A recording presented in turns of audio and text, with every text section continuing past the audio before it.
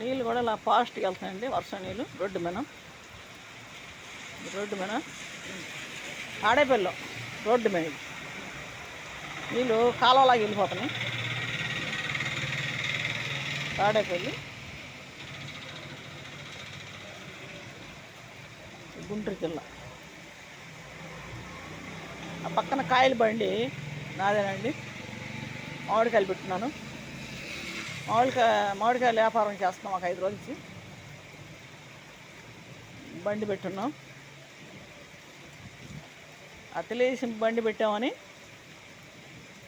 నా మీద కొంతమంది కుట్ర చేస్తున్నారు. అది చేసి నాకేం బాధ లేదు. సరేనండి, ఇంకా మాటలు వద్దులే కానీ వర్షం గురించి పెడుతున్నాను. చూడండి మీరు అందరూ. వర్షం బాగా వస్తుంది. తాడేపల్లిలో గుంటూరు జిల్లా బోసమ్మ సెంటర్ శర్మ హాస్పిటల్ దగ్గర.